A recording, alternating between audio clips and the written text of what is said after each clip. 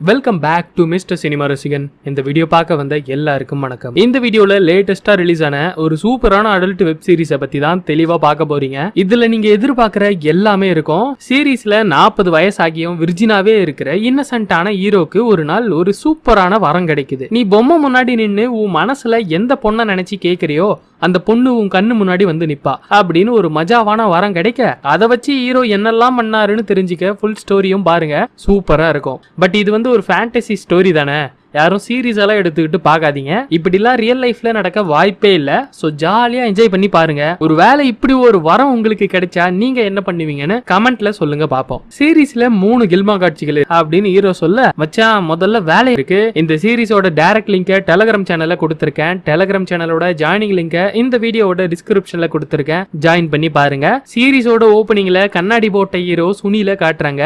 அவர் ஒரு fashion designing கம்பெனில டெய்லரா வேலை செய்யறாரு. காலையில ஒரு பொம்மைக்கு அவர் தச்ச ட்ரெஸ்ஸை போட்டு பார்த்துக்கிட்டு இருக்காரு. அப்போ ஒரு அழகான குரல்ல, அந்த பொம்மைக்கு மட்டும்தான் ட்ரெஸ்ஸை போட்டு பாப்பியா அப்படின்னு சத்தம் கேட்க, ஹீரோவும் திரும்பி பார்க்க ஒரு அழகான பொண்ணு அவர் பக்கத்துல வந்து நின்னு, இப்படியே எவ்வளவு நாளைக்கு என்ன பார்த்துட்டே இருப்ப சுனில், உன்கிட்ட இருக்கிற பிரச்சனையே என்ன தெரியுமா, நீ இப்படி அப்பாவி மாதிரி இருக்கிறதான். என்னைக்காவது என்கிட்ட வந்து அன்பா பேசியிருக்கியா, உன்கிட்ட இருந்து நான் எவ்வளவு அன்பு எதிர்பார்த்திருக்கேன் தெரியுமா, ஆனா நீ என்ன கண்டுக்கவே மாட்டேன்னு அந்த பொண்ணு கேட்க, அன்பு தானமா வேணும், இப்பவே உனக்கு வாரி வழங்குறேன் அப்படின்னு சொல்லி ஹீரோவும் அந்த பொண்ணும் சேர்ந்து 1v1 ஸ்டார்ட் பண்ணி வெற்றிகரமா முடிக்கிறாங்க. இதுல என்ன ட்விஸ்ட்னு பாத்தீங்கன்னா, இதெல்லாம் ஹீரோ கண்ட பகல் கனவுன்னு அப்புறமா தாங்க தெரியுது. அவர் இவ்வளவு நேரம் அந்த பொம்மை மேல கைய போட்டு புலம்பிட்டு இருந்திருக்காரு. நானும் எவ்வளவு நாளைக்கு தான் இப்படி கனவுலே இருக்க போறணும், எனக்கு அப்புறம் வேலைக்கு சேர்ந்த சின்ன பையன்லாம் இன்னைக்கு மேனேஜர் போஸ்டிங்ல இருக்கான், நான் அவனுக்கு கீழே வேலை செய்யறேன், என்ன நினைச்சா எனக்கே அசிங்கமா இருக்கு, இன்னும் எவ்வளவு நாளைக்குமா நான் இப்படி இருக்கிறது அப்படின்னு அந்த பொம்மை கிட்ட புலம்பிட்டு போய் வேலையை செஞ்சுக்கிட்டு இருக்காரு. அப்ப ஹீரோ ஃப்ரெண்டு ஜெய் வந்து பார்த்துட்டு, என்ன மச்சான் இன்னைக்கு இவ்வளவு சீக்கிரம் வந்துட்ட, ஆனா பார்க்க சோகமா இருக்கியே, இன்னைக்கும் உன்னோட அதே பழைய பஞ்சாங்கமா, இங்க பாரு மச்சான், நீ ஏன் தெரியுமா 40 வயசு ஆகியும் விர்ஜினா இருக்க, நீ பார்க்கவே பழம் மாதிரி இருக்க, இப்படி இருந்தா உன்கிட்ட எந்த பொண்ணுரா வந்து பேசுவா, நீ என்னதான் சூப்பரா வேலை செஞ்சாலும் இப்படியே இருந்தினா உனக்கு சத்தியமா ப்ரமோஷனே கிடைக்காது, சோ பார்த்து இருந்துக்கோ, அவ்வளவுதான் சொல்லுவேன்.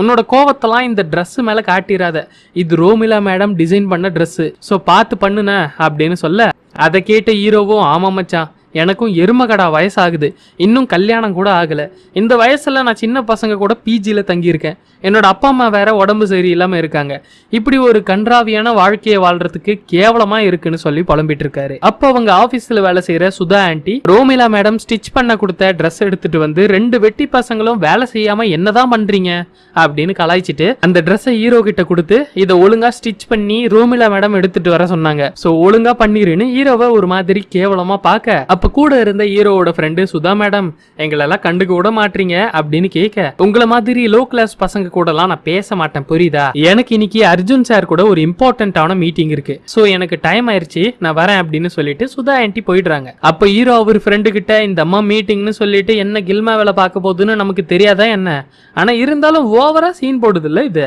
ஒரு நாள் வச்சுக்கிறேன் பாரு, அப்புறம் ரோமிலா மேடம் உன்னை கொன்னே போட்டுருவாங்க, நான் அப்புறமா வந்து உன்னை பாக்குறேன் அப்படின்னு சொல்லிட்டு ஹீரோட ஃப்ரெண்டும் கிளம்பி போக, என்னடா ஆளாளுக்கு பயமுறுத்துறீங்க, ஒரு நாள் உங்க எல்லாருக்கும் வச்சிருக்கேன்டா, அன்னைக்கு இருக்கு எல்லாருக்கும் அப்படின்னு புலம்பிட்டே வேலையை பாக்குறாரு ஹீரோ. அப்புறம் சுதா ஆண்டி அவங்களோட கேபினுக்கு போயிட்டு, இந்த கிழட்டு பையன் கூட போகவும் பிடிக்கல, ஆனா அவங்க கிட்ட காசு நிறைய இருக்கே, சரி இன்னைக்கு ஒரு நாள் போவோம் அப்படின்னு ஜம்முன்னு ரெடி ஆகி அர்ஜுன் சாரோட ரூமுக்கு போய் அவர்கிட்ட பாவமா நின்னு, சார் இன்னைக்கு உங்களை பார்க்க வர சந்தோஷத்துல நல்ல ட்ரெஸ் கூட போட்டு வர முடியல, பாருங்க என் மேல கரையா இருக்கு அப்படின்னு காட்ட, பேபி இந்த மாதிரி கரை படிஞ்ச ட்ரெஸ் எல்லாம் நீ போடலாமா, புது ட்ரெஸ் வாங்கி போட வேண்டியதானே அப்படின்னு சொல்ல, சார் எனக்கு இப்போ ஃபைனான்சியல் ப்ராப்ளம் நிறைய இருக்கு சோ அப்படின்னு இழுக்க, பேபி அதுக்கு தானே நான் இருக்கேன், இப்பவே உனக்கு 50,000 ரூபாய் டிரான்ஸ்ஃபர் பண்றேன், இனிமேல் இந்த மாதிரி ட்ரெஸ் எல்லாம் போடக்கூடாது சரியா, இப்பவே இதை கட்டிரு, எனக்கு இது பிடிக்கலன்னு அவரு சொல்ல, சார் என் உடம்புல உங்களோட லவ் பைட்ஸ் நிறைய இருக்கு, அதெல்லாம் வெளியே தெரியும் பரவாயில்லையா அப்படின்னு கேட்க, பேபி முதல்ல அதை எனக்கு காட்டுமா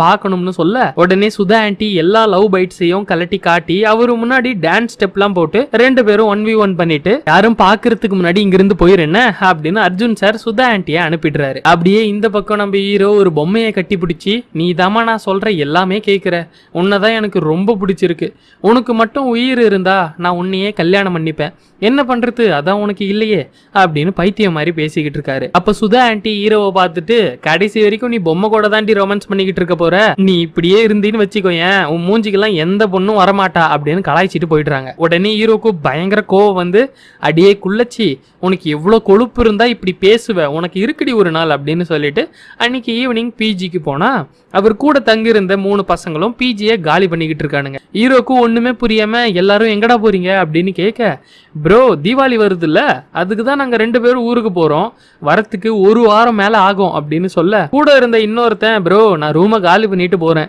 எனக்கு நல்ல சம்பளத்துல வேலை கிடைச்சிருக்கு, சோ என்னோட கேர்ள் ஃப்ரெண்ட் கூட இருக்க போறேன்னு சொல்லிட்டு போயிடுறான். இவனுக்கெல்லாம் கேர்ள் ஃப்ரெண்டா, அட பாவி அப்படின்னு ஹீரோ ஷாக்ல நிக்க, சுனில் ப்ரோ நாங்க யாரும் இல்லல்ல, இனிமேலாவது உங்க கேர்ள் ஃப்ரெண்டை கூட்டிக்கிட்டு வந்து ஜாலியா இருங்களேன் அப்படின்னு ஒருத்தன் சொல்ல, இன்னொருத்தன் டேய் சுனில் ப்ரோக்கு எதிரா கேர்ள் ஃப்ரெண்ட் அப்படின்னு கலாய்ச்சிட்டு போயிடுறானுங்க. அவனுங்க சொன்னதெல்லாம் கேட்டு ஹீரோ மன உளைச்சலாகி, கடவுள்னு ஒருத்தன் இருக்கானா இல்லையா, என் வாழ்க்கையில மட்டும் ஏன் எதுவுமே நடக்க மாட்டேது, இன்னைக்கு நான் என்ன ஆனாலும் சரி கடவுள்கிட்ட பேசியே ஆகணும்னு சொல்லிட்டு, கடவுளே என் கூட இருக்கிற பொம்மை நான் நினைச்ச மாதிரி எல்லாம் மாறணும் அப்படின்னு கடவுள் கிட்ட கேட்டு நைட்டு ஃபுல்லா தவம் இருக்கிறாரு. அப்போ திடீர்னு இடி முழக்கத்தோட ஒரு அழகான ஃபேரி குயின் அவர் முன்னாடி வந்து, நீ கேட்ட விஷயம் எங்களோட ஃபேரி லேண்ட்க்கு கேட்டுருச்சு, அதனால உனக்கு ஒரு வரம் கொடுக்கலாம்னு தான் நான் வந்தேன், என்னால ரொம்ப நேரம் இங்க இருக்க முடியாது, அதனால நான் சொல்றத நல்லா கேட்டுக்கோ, நீ ஒரு பொம்மை முன்னாடி நின்னு உன் மனசுல யார நினைக்கிறியோ அவங்க அந்த பொம்மையில இருந்து வந்துருவாங்க, ஆனா 30 நிமிஷம் மட்டும்தான் அவங்க உயிரோட இருப்பாங்க, அதுக்கப்புறம் திரும்பவும் பொம்மையா மாறிடுவாங்க. அப்புறம் இன்னொரு விஷயத்தையும் நல்லா கேட்டுக்க, அந்த பொம்மைய உயிரோட மாத்திட்டு நீ வேற யாரு கூடனா கசமுசா பண்ணினா உன்னோட வரம் உன்னை விட்டு போயிடும், அதுக்கப்புறம் உன்னால கசமுசா எப்பவுமே பண்ண முடியாதுன்னு சொல்லிட்டு ஃபேரி குயின் போயிருது. ஆனா ஹீரோக்கு இப்ப நடந்தது கனவா நிஜமானே புரியல. சோ இப்பவே இதை செக் பண்ணி பார்த்தரலாம்னு சொல்லிட்டு அவரோட ஆபீஸ்க்கு கிளம்பி போய் அங்க இருக்க பொம்மைக்கு ட்ரெஸ் போட்டு விட்டுக்கிட்டு இருக்காரு. அப்ப அவரோட ஃப்ரெண்டு, என்ன மச்சான் இன்னும் ஆபீஸ்ல இருக்க, நான் வேணா உனக்கு ஹெல்ப் பண்றவா அப்படின்னு சொல்ல, டே டே டே டே அதெல்லாம் ஒண்ணும் வேணாம், தீபாவளி அதுவுமா நீ வீட்டுக்கு போய் ஜாலியா என்ஜாய் பண்ணு, நான் இதை பாத்துக்கிறேன் அப்படின்னு சொல்ல, அப்போ வாட்ச்மேன் வந்து ஹீரோ ஃப்ரெண்டு கிட்ட வணக்கம் சார் அப்படின்னு தலைய சொரிய அவரோட தீபாவளி செலவுக்கு காசு கொடுத்துட்டு அவன் போயிடுறான். அப்புறம் வாட்ச்மேன் ஹீரோ கிட்ட வந்து, சார் உங்களோட கடமை உணர்ச்சிக்கு ஒரு அளவே இல்லையா, தீபாவளி அதுவுமா ஏன் சார் இப்படி பண்றீங்க அப்படின்னு கேட்க, அண்ணே எனக்கு ஒரு சின்ன வேலை இருக்குண்ணே, அதை முடிக்காம என்னால போவே முடியாது, நீங்க வேணா சாவி என்கிட்ட கொடுத்துட்டு போங்க, நான் பத்திரமா பூட்டிட்டு போறேன்னு சொல்ல, சார் ரோமிலா மேடம்க்கு தெரிஞ்சா என்ன கொன்னே போட்டுருவாங்க அப்படின்னு சொல்ல, ஹீரோக்கு வேற வழி இல்லாம, அட இந்தாங்க இந்த காசு வச்சுக்கிட்டு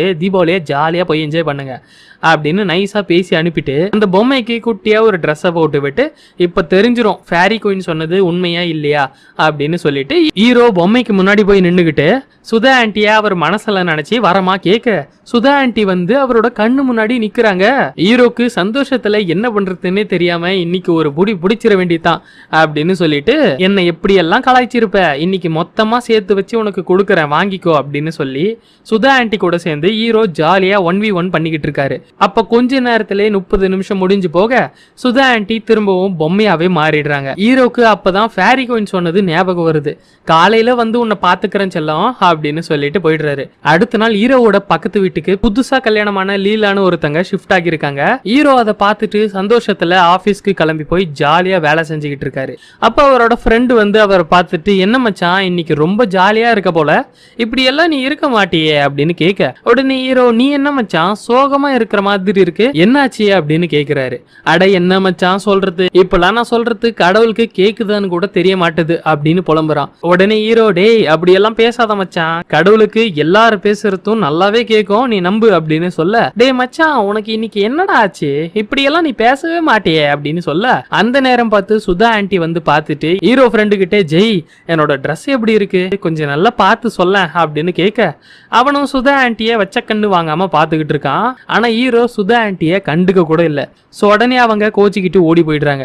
அதை பார்த்த ஹீரோ, மச்சான் இந்த பொண்ணுங்கெல்லாம் ஏன்டா இப்படியே இருக்காங்க, அவங்கள புரிஞ்சிக்கவே முடியலையே அப்படின்னு பேசிட்டே 2 பேரும் போயிடுறாங்க. பார்ட் 2ல தாங்க கதையை இன்னும் சூடு பிடிக்கும். ஹீரோ அவருக்கு கிடைச்ச வரத்தை வச்சு சில கில்மா வேலைகள்லாம் பண்ணிக்கிட்டு இருக்கும் போது அவரோட ஃப்ரெண்டு கிட்ட மாட்டிக்கிறாரு. அதனால அவருக்கு என்ன பிரச்சனை எல்லாம் வந்துச்சு, அதுல இருந்து அவர் எப்படி வெளியே வந்தாரு, இதெல்லாம் அடுத்த பார்ட்ல தான் நம்ம பார்ப்போம். ஸோ கொஞ்சம் வெயிட் பண்ணுங்க, பார்ட் 2வை சீக்கிரமா போட்டுடுறேன். தேங்க்ஸ் ஃபார் வாட்சிங் கைஸ், கீப் சப்போர்ட் மீ.